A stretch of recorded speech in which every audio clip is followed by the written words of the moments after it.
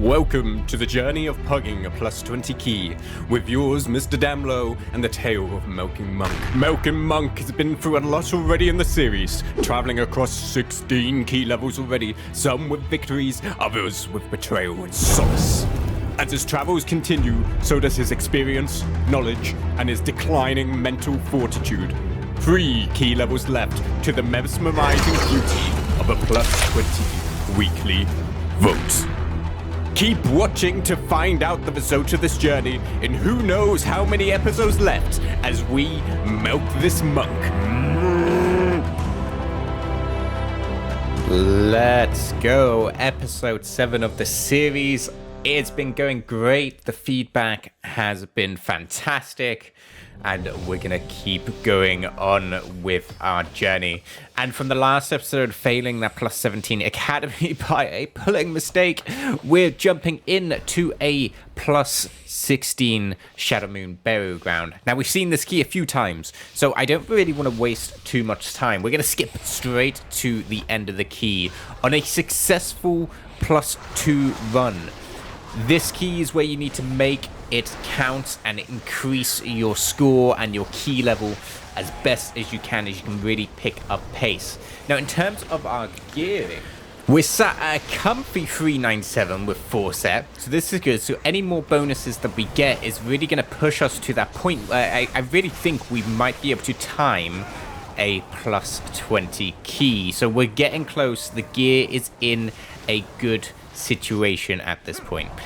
Now, in terms of the final go, I think that we want to go with timing a plus 20 key. It would feel a bit cheap, I think, if we finished the series on an untimed 20. I don't think that would do it justice. We want to be successful at that 20 key. So fingers crossed as we get on with the series, we're going to make it there. This key in itself wasn't too bad. We had a few deaths, 7 deaths on the right hand side. We timed it with ease, and unfortunately no loot from us, but that is something that we're used to. What we do get from it, however, is a plus 18 no-cood. Now, we've done this at a lower level on Tyrannical, I believe. I think maybe at a 16, so we know it's doable. Now, something that I want to throw back with, which someone pointed out, is the weapon that I made with one of my sparks is actually an intelligence weapon, which is really sad and unfortunate, but these things happen. We'll get it replaced. So for now, I believe I'm using a 2-handed weapon that I use. Now, we go into this 18 no-cood, and it does not go well. There's a few things I want to just talk about as to why it doesn't go well for starters. Now, first of all, in case of this one, we don't have the CC necessary to kind of lock this group down. And it seems like some of the classes are quite squishy here, and we do end up dying. Now, on top of that, there's a lot of explosives that end up going off. You see 1, 2 about to go off, we lose another person. And it seems like this healer, who can put out some really great numbers, isn't able to deal with it themselves. Now, this is one of the more difficult keys, I think, this week, because almost every pack has quite a lot of mobs in. And you see, I try to help out in explosives after that initial pool, but losing those 2 players meant this pool went on for quite a long time. Now, I've said before, on explosives, always help out no matter what position you're in. It's going to make things go smoother, especially at the start of the key. If you can get a bit of an idea with how well your healer can manage, you know going forwards how much additional help you need to do. And unfortunately, we get another death. Now, it is worth pointing out, we are playing free ranged. That is not great in terms of the amount of kicks that we can put out, because range has a longer kick. But we are playing with a Shadow Priest who should be able to cast Mass Dispel to help with the bursting. Priests are fantastic on this week just in terms of their ability for us to do these larger pools and not have to worry too much about how much we're going to die. I get caught by a stun here, which isn't great, but we are able to kind of recover the pool a bit. I pop down a ring apiece just to help with the aggro and keep everybody in place. And the damage itself from the group is pretty good. It's not amazing at this point, but we're able to see. I do notice that the fire mage itself seems to have really low damage just outside of the cooldowns, which I am playing a fire mage. Oh, very low level at this point. I also feel that struggle, but I think they are good overall. So you're able to clear this pack, but the next pack is a bit disastrous. And looking back on it again, it does appear to be part of an explosive issue in here. We see that one in the back. Because I know it's only one, I don't jump on it straight away, but that goes off. I try and help out with the others. Another 2 or 3 go off, and we end up dying. Now, maybe I should have said to the others to help out with some of these explosives and help us assist there, but 11 deaths this fast in is not great. And this is where the key self-implodes. This pool is tough normally. On Fortified, it's not great. I do everything in my power to try and interrupt some of these casts, CC, stop as much as I can, but it just can't be done. We're not able to keep up. We do end up dying here and leaving. And you'll see at the bottom, you see I have an interrupt tracker. And it does seem like there was a lack of interrupts overall on the key. So unfortunately, this plus 18 that may have been possible just ends a bit roughly. Now, maybe I could have put in a bit more time to help out with these explosives, to try and assist as much as possible with them. Maybe ask somebody else, but unfortunately, we could not get that done. You subscribe. So back to doing this key on a plus 17. We mix up the comp a little bit. We this time have 2 melees. We have a warrior and a death knight. So we have our combat res. We have an anti-magic zone. Death knights just generally excel in this key as well, being able to pull people into it. We do the same pack. We lust. I preemptively try to pull as much aggro as I can. And you'll see the DPS is actually really fantastic at the beginning of this.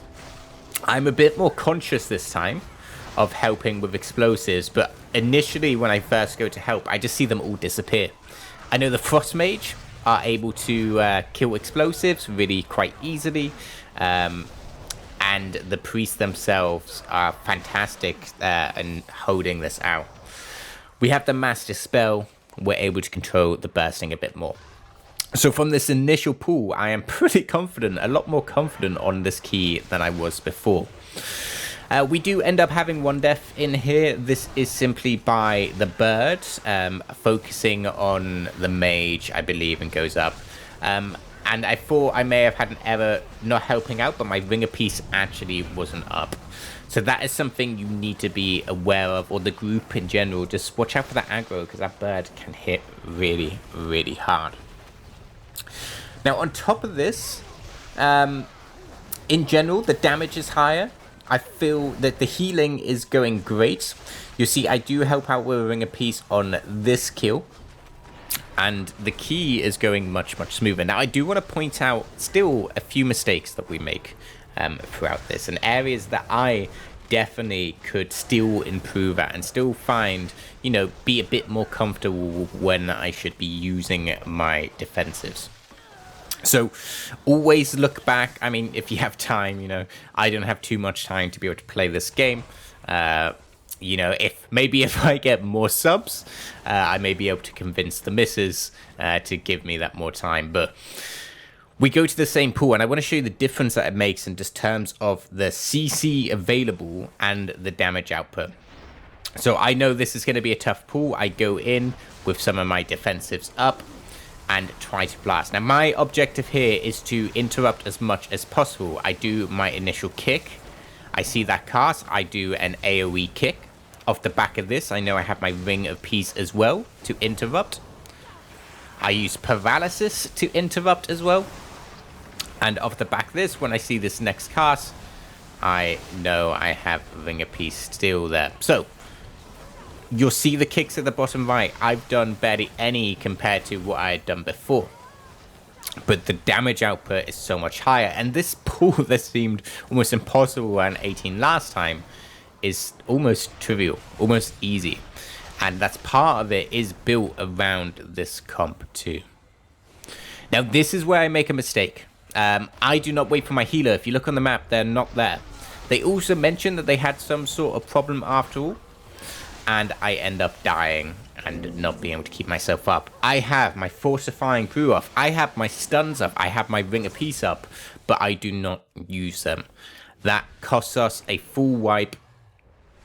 He mentioned that his UI had messed up with Click, the healing add-on. But it's all fine, all chill. I am a bit more wary of these.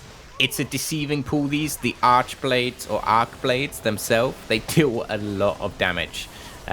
So, you know, using Ring of Peace to give myself a bit more spacing, using stuns of that, it definitely could have been a better performance by me. Even just waiting for my healer would have made sense for me. So, something going forwards, keeping track of my healer, making sure I know where they are, making sure I have my defensives for the casts that are going off. We are able to also kill this boss pretty effectively. I've already done a detailed run through of this key. So I'm moving on to some of the trash in the third. And I want to show you, when you have the healer and the right group, even though it's explosives and bowstring, you can still do large pulls. I let them know that I'm going big. I see the birds at the top, and I taunt them in and bring them all in. We're popping our cooldowns, we pop our fortified brew, we pop our ox, and we are doing a lot of damage and a lot of aggro. I'm keeping an eye on my HP, my stagger. I know I have fortifying brew up. I'm making sure that I'm still kicking when I need to. And when I think I need a break, and you see I get a huge fortifying brew, when I think I need a break, I can step back and pop down my Ring of Peace and give myself a bit of space, a bit of breathing room.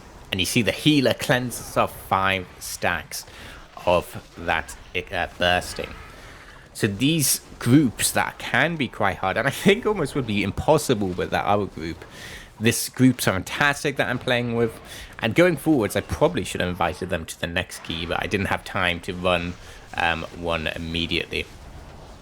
Now, the next mistake that I want to show you for, you know, what we do wrong as a group, because even this group, who's pretty functional, pretty good at what we're doing, can still make these mistakes. And sometimes an overlap of mechanics just is unlucky and puts you in a bad position. So we jump to the next boss on this key. Our timer's looking good, and in this one, you see on this boss, what I'm generally doing is I'm keeping with Tira all time, and I have the taunt speed boost, and I would taunt the other one, Maruk, towards me to get them together a bit faster. Now the problem that we have, that I definitely should have played around a bit faster, is we get our storming now, our thundering. And at the same time, where we're planning clear, we end up getting Gale Arrow. Now, you can stack on top of each other with this arrow. Unfortunately, we're not able to do that. And if you look at the top, someone gets hit by the tornado as they're going to clear last second. It is incredibly unfortunate, and we were very close to be able to do that. We also use our lust, which sucks, but with it being fortified, it's still doable. And even if we spend a bit of time, we'll have a lust on the next boss. Now, coming back, we just play this a little bit more careful, and you'll see it's still worth having some range. The Frost Mage damage from this fight was actually really fantastic. It was really able to pump, range, do perform, and have a lot more uptime on this fight. I also want to point out the kicks at the bottom. Look how much has gone out compared to the previous one. So the team have been doing fantastic in their kicks. At this level, it's so important to be able to do that. Now we focus down these ads, we blast them down. We have 8 minutes or so on the clock. What I do with this fight, just a couple of things.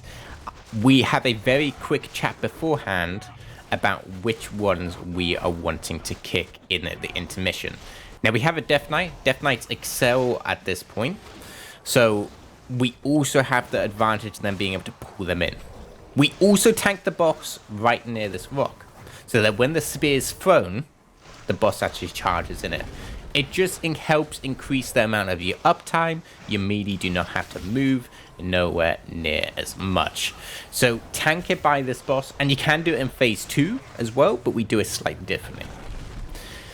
Now I know that the ads are coming up. I've said that I'm going to kick far left. I think the warrior said he's doing close left, and the DK's on the rest. And we can also pull people in with the death knife. So we all get in position. We all get to our marks. I know I want to pick aggro on both of these close ones. So I'm trying to get damage on them.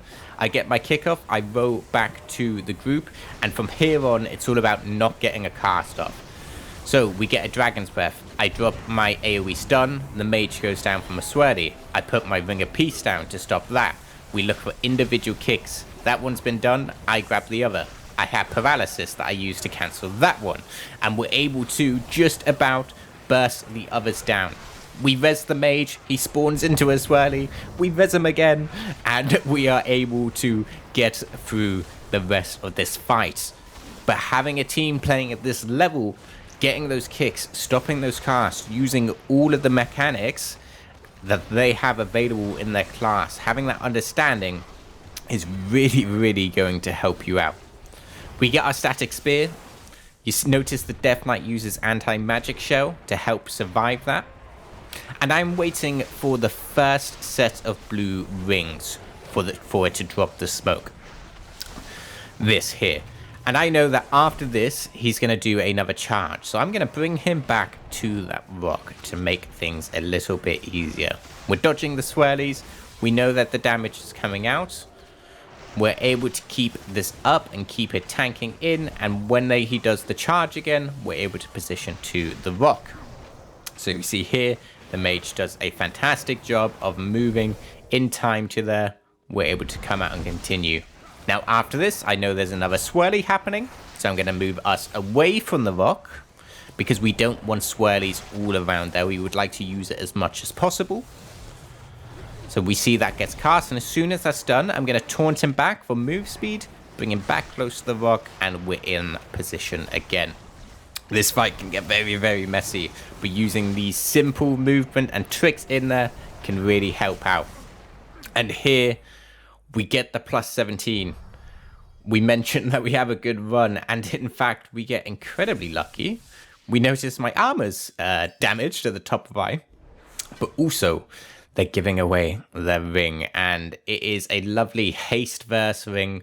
Haste or crit verse is our priority, and we're stuck with a couple of crit haste rings. I need the verse, although it sucks to drop the leech from the ring that I currently have. It's worth it, as it pops my verse from 12% all the way up to 15. We have way too much haste on this monk, so we do need to sort out some priorities. And we get an 18 port of stars.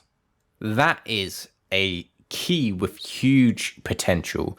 The possibility of getting a +2 on it, and us being in a fantastic position to do or to have the 20 key at least in our bag. If I can get it done on this reset, that would be fantastic.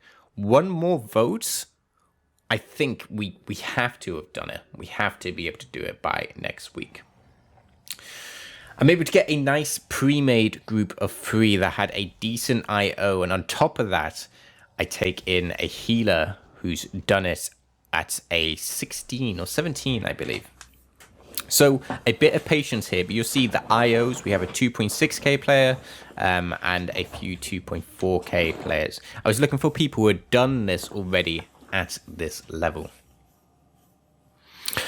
This key, we're going to go through in the whole. I like doing highlights on keys where we either do things incredibly wrong, or if keys we've already seen before that isn't really increasing our score. But as this is another big step towards that +20, I think we should just take a little bit of time to kind of talk through the key and see how we do with it. Now, in terms of comp, having the hunter, they are fantastic at helping out with explosives. Having the priest to help with the mass dispel. We have two lusts as well, so just in case, and having the Druid to be able to revive, and actually the Cyclones are really good on this point. Now we make our first mistake here. I've not done this successfully yet, but I believe you should be able to paralyze this guard and knock him away, but you have to hug close to the wall. It's not like Imprison and Sap, and I believe that initial person who runs through actually gets aggro on the mob. That is something that I wasn't too sure of, and I think someone says it in chat, but I presume that we can handle it as they come in. Now this patrol, I'm just waiting for that sentry to get into a good position and we can continue. Now I do have trouble grabbing some of the aggro here. The initial damage from the Invoker is insane, and I could have started with Ring of Peace, but it was actually on cooldown at this point. Initially the Invoker puts a 300k DPS, so that's just impossible for me to keep hold of. So once the dogs are cleared and we kind of have this a bit under control, and this was the reinforcement from the beginning, I decide to pull in the construct on top of this. We don't want to waste time just killing one thing at a time. Now in this construct, if it's by itself, you don't have to kick Charging Station. What Charging Station does is heals all the monsters around him. You do, however, want to kick Suppress at all times, but Charging Station you can ignore. Now I note I pull in the sentry because, again, we're not wanting to waste any time at this point. We are wanting to hit them across as much as possible. We kill the sentry and we're back on the construct. Now ideally you want multiple kick orders in this, but in the pugs, in a non-organized group, you're just not going to have it.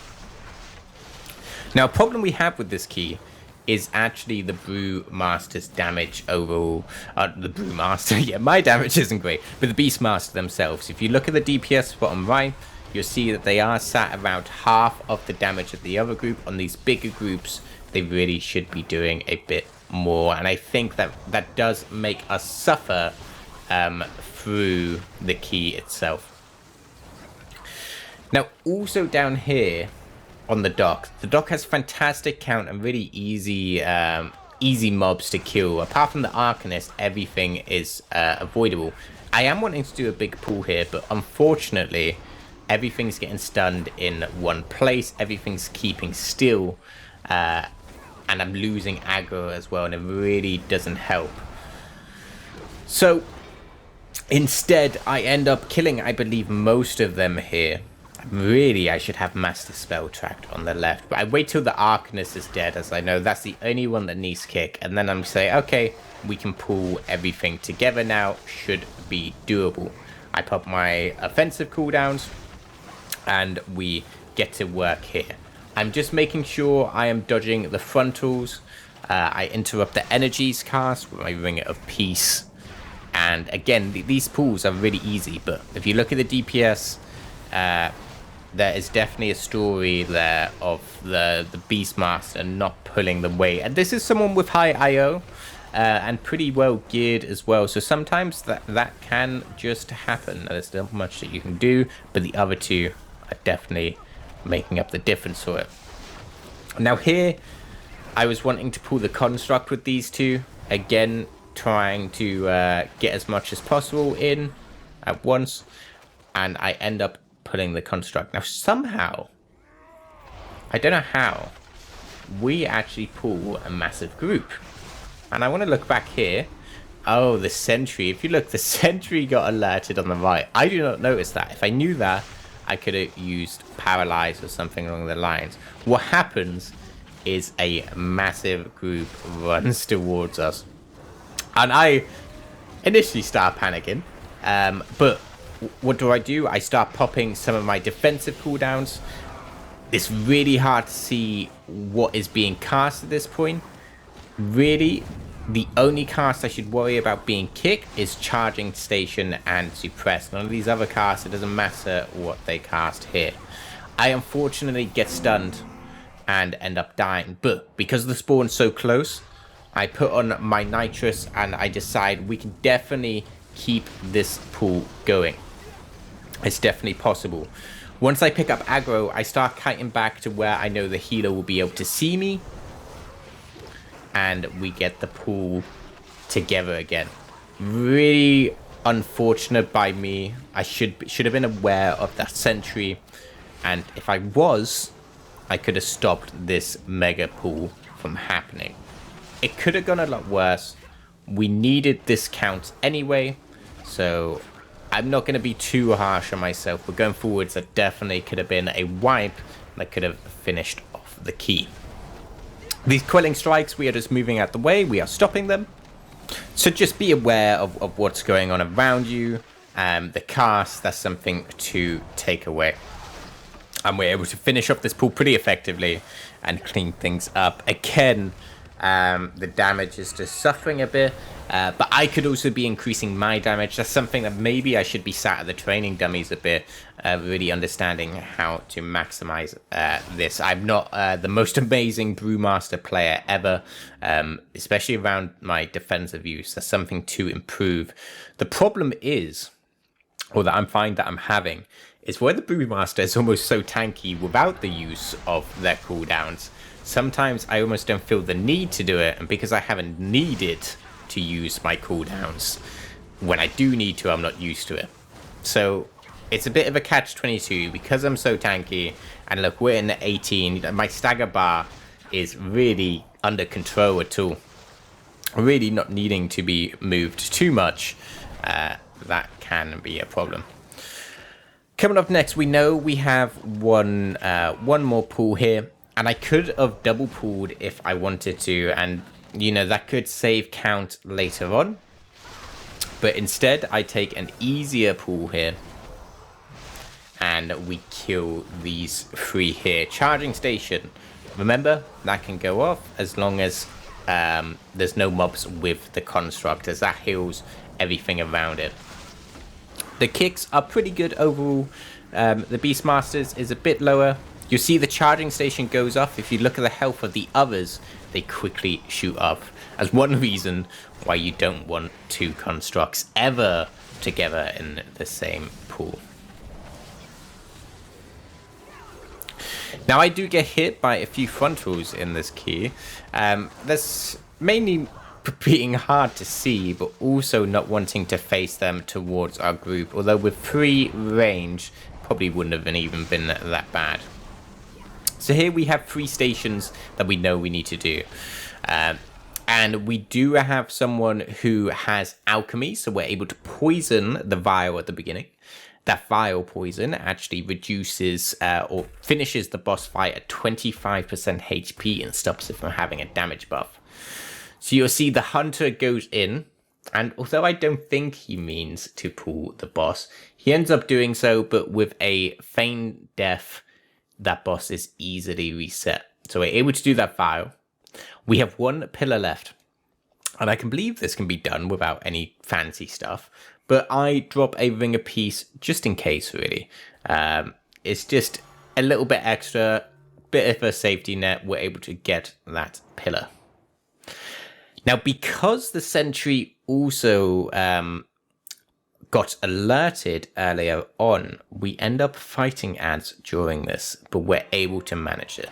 So I'll keep a track, I'll point them when they come in and they start spawning. But we pop our blood loss. We're keeping our dodging around. We don't want this boss near the lamppost, as some of the visuals can bug out.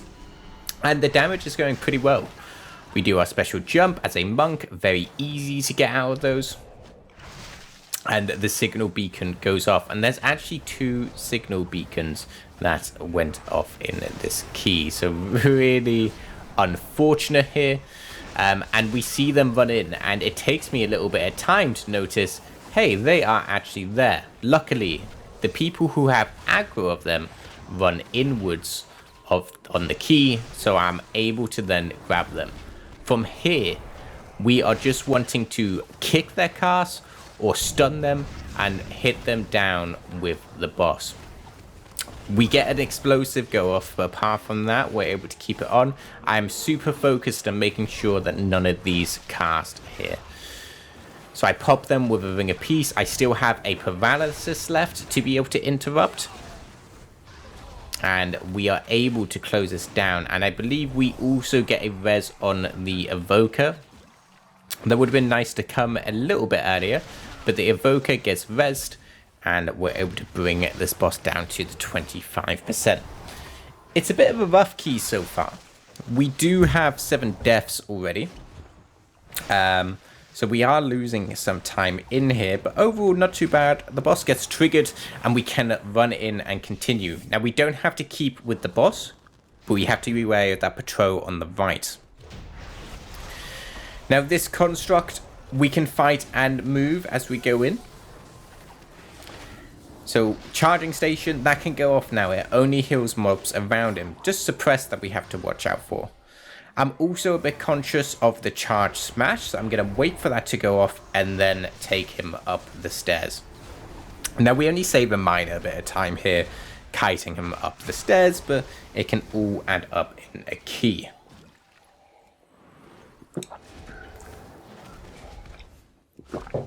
So keep killing him, keep kiting, keep just being aware of where this charge smash is.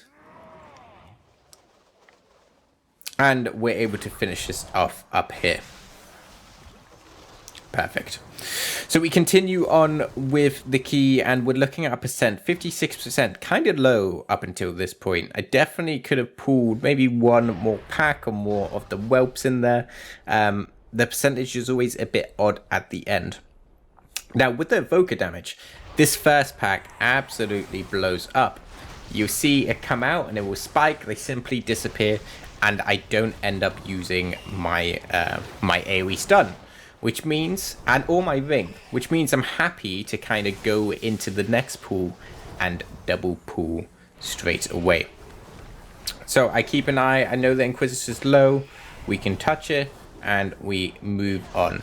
Now I know this hound's gonna jump, so I ring a piece. I think that was a mistake. It's a bit of a fancy move. But I think that probably would have been better off on these imps that are coming up. Because I know they can survive that hit. So that's something I want to be aware of later. We also end up double CCing here. And this just happens sometimes. So we get a Typhoon. We get a kick. I believe we have a growl as well. Oh, we don't get the growl off. And we do end up getting one shot by all of those casts. I probably could have survived if I used defensives, and something that I definitely should have done. I've been prepared. I could have looked at who they was casting, and I could have definitely survived that. Now we get some buffs. We get the brew, which actually grants ourselves some health regen too. I see the enforcer. We're going to pull this pack first of all. We also have some junk in front. Now there's lots of buffs in this dungeon or interactable objects. They spawn randomly and only certain classes or professions can intercept them. So you want to be flexible with whatever is up in here. Also to point out, these pools suck. The mistresses cast, I believe it's like Shadow Whip or something. And the damage that it puts out on tanks is actually crazy. If you can stun that, it's worth it. These enforcers themselves, they give 5% count. You always want to tank them in a corner where you can break the LOS. So you see failed destination, we run round, we hide, we come out and we damage it again. So as a tank, just be aware, you always want to have some sort of idea about when you're where you are bringing them whenever you pull them. And the group itself does a great job at taking these down. Now with the affixes being bursting and explosive, it's just worth noting that the bosses this week are actually super easy. So feel free to take yourself, a little bit more time pulling these packs, because you're going to save lots of time when it comes to the bosses themselves. Now the enforcers give percent, which is always worth noting. The mini bosses themselves don't give percent. So although you can do skips using the objects, and we're going to do one next, just note that you still need to pick up some percentage, and we end up going around and doing that as we move on. This Whirling Blades, it hurts, or this ad in particular, Whirling Blades you can just dodge, but the Scream does hurt a bit. So, feel free to use your cooldowns on these ads. And I believe I do use my Weapons of Order, and I really make some progress on taking down this mini-boss. This is probably one of the easier ones out of the group. The hardest, I think, is the Floating Eye, because the cast times are ridiculous. But, if you have a lock with Curse of Tongues, that can make it a lot easier to keep track of. You will notice I've moved my UI around a little bit too. I lowered my action bars a little bit. They were a bit too high. I do get roasted quite often on my UI by my friends. Perhaps that's something I should be looking into improving in the future. So here you can see we put down the junk and the trap in there. And I actually believe we're supposed to let the boss walk over that trap, as that gives something to it. I can't remember off the top of my head. I should have a look into that. Impending Doom comes out on this Watcher. It's a debuff that explodes and deals a bunch of damage. Make sure as a DPS or healer you are using defensives and topping people up for that. Apart from that, in general, it's not too bad in here. It just is a bit chunky. You notice a few people get a bit slow, but the healing numbers coming out isn't too crazy at this point. It is quite manageable in this, and even my damage as a tank in this plus 18, I feel like it's pretty alright. We could do big pulls in here for sure, so maybe this plus 20 is doable very soon. It's worth noting on these mini bosses that respawning can't be done, so you can't release. You do have to take a battle res on them, so they are still deadly. I look for the next Enforcer. They're always highlighted on your map as a yellow dot, just in case you didn't know. And I take advantage of the move speed taunt, and I bring him over to another corner where we can very easily break that line of sight. Now, the timer itself isn't too great at this point. This key has a short time anyway, and although it's an easier key to be done, once you start adding wipes and deaths in, it can get a bit close. We're looking at 11 minutes left. We have roughly 18% after this to be able to pick up. It is the last mini boss, however, but it is something to be aware of. Now, what could I have done differently in here? Where could I improve to pick up this a bit faster? I could pull this into the next pack, into that Inquisitor, into the Hound. The only reason I don't is because we have let a couple of casts come through the charging station. If charging station went onto this mini boss, we would lose so much time. As well, don't forget you can't respawn these mini bosses. If you die, or if your healer dies, or let's say your druid who has the battle res, you cannot get them back up. So killing this boss, although it's very easy and straightforward, he just has a jump and a frontal, you can still get caught in it. People get caught by it. I get caught by it as well occasionally. Keep focused with it. I move out of the way of the shockwave, and we actually end up losing our priest to it right at the very end. You see they get jumped on there, and it's not the greatest indicator, so I believe they also run ahead to go to the next pack and get caught by it. So just be aware. Don't be fooled. I believe he releases early, thinking that he can quickly release and come back, but you cannot do that. So instead, we put a resin and we continue. Timer getting shorter now with 9 minutes left. Although the boss is ready, we do still need percent. So we're going to have a look where we can get some of that. We have this pack of 3 in here with this construct. Even though there's a boss coming up, feel free to use offensive cooldowns because they are a lot easier than these packs. These are where you're wanting to use your defensives, your offensives, and really burst them down as much as possible. Now, charging station does get through. We overlapped our kicks. It makes this pool last that bit longer, unfortunately. but overall we're still able to take it down, and the percentage that it gives is quite decent. We're up to 10%. Now, I also like killing this pack in general. A lot of people take the pack on the bridge instead of this one, but I actually like fighting out by the courtyard and giving yourself lots of room. Now, I see these imps. The reason why I don't put them here is because my AoE stun, my leg sweep, is actually on cooldown. So instead, I opt to just wait a little bit, and I'm quickly checking percentage. Instead, I opt to wait a little bit and do that after. Now, right there, I was checking to see what the last ad gives. I think it's like 6% in there.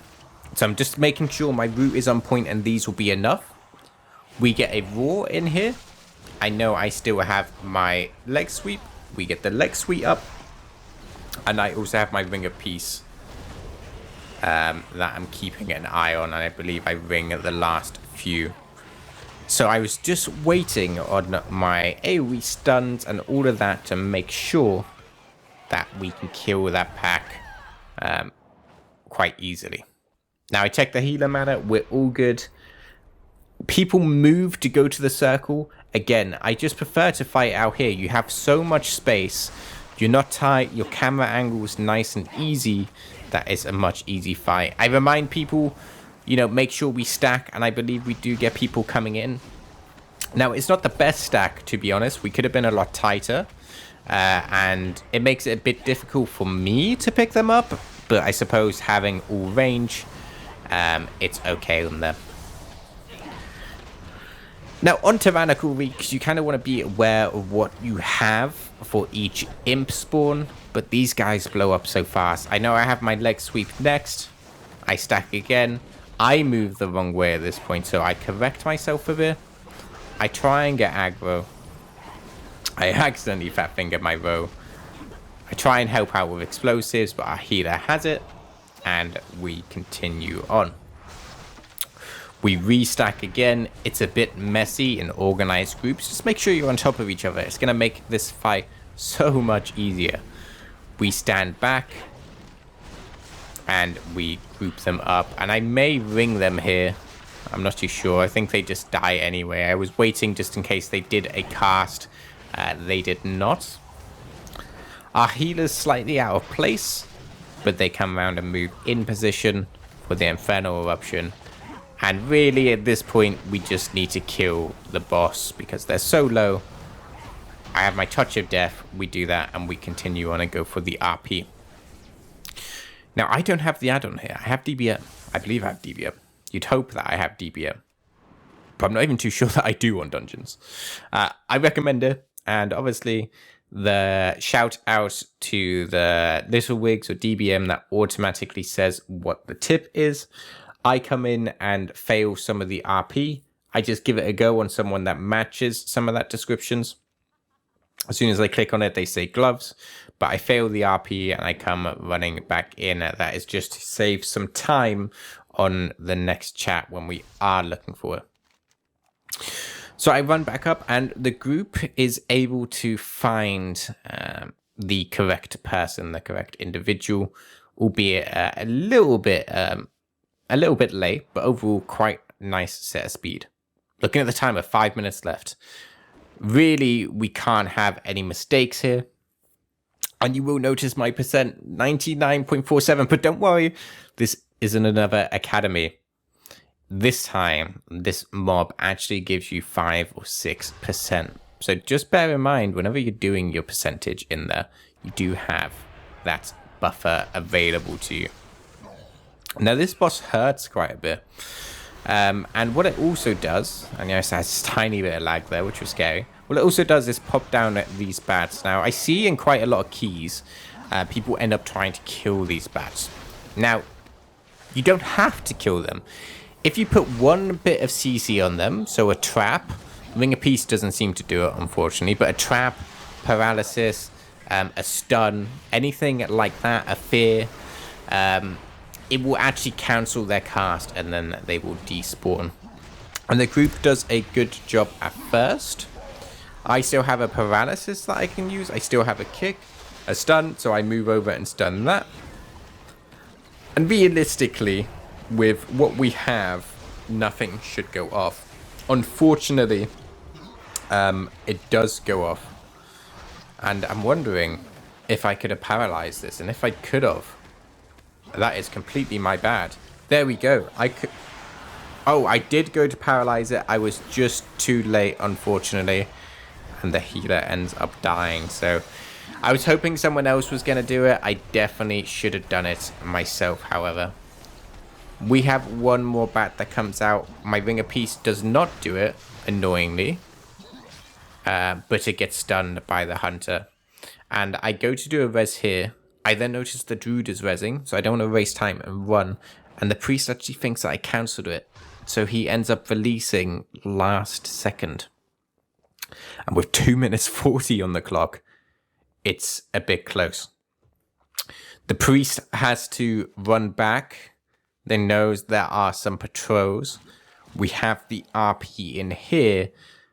But fortunately, the amount of RP, how long it takes, the priest, the healer, actually gets back in time. We know we have lust on this fight as well. So we know we can save some time here. And God, are the RP so frustrating when you're on this short timer. So 2 minutes, 5 seconds left for this fight. Ideally, you'd want someone to be basing these. We don't end up actually suggesting for someone to do it, unfortunately. So this fight does get a bit crazy. Piercing Gale, it comes out. We're just relying on individual skill to be able to dodge this. The damage itself is coming out pretty well. We're on track for this. We can't really avoid or hope for any deaths. Rotate your defensives as necessary on that cooldown. On the Howling Gale, I think. And I'm making sure that this boss isn't just stood right in the thing. Right in these circles on the ground, as they will stun you if you stood in it.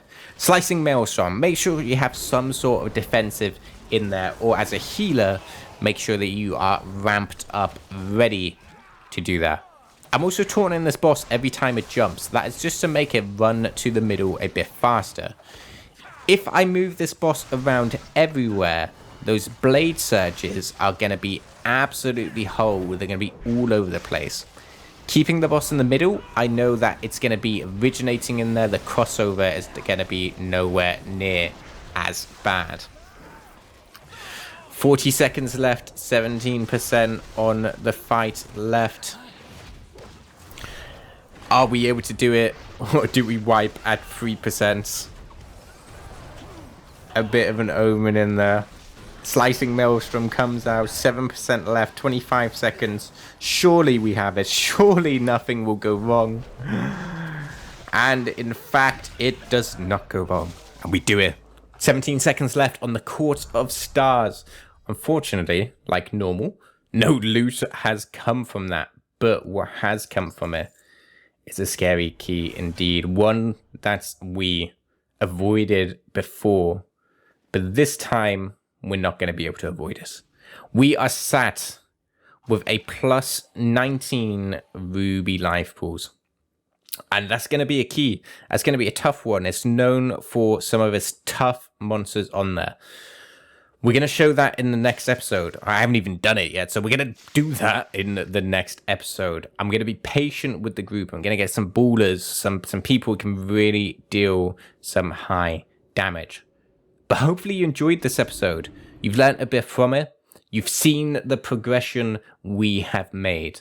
And that's it from me for today. So thank you very much to everybody who's watched, who's commented, those who have subscribed and liked and commented. That just helps really boost the engagement of the videos on the YouTube algorithm. So I appreciate all the feedback. Feel free to keep it coming. I'd love hearing what you guys have to say about these series and improving on these episodes. So that's it from me.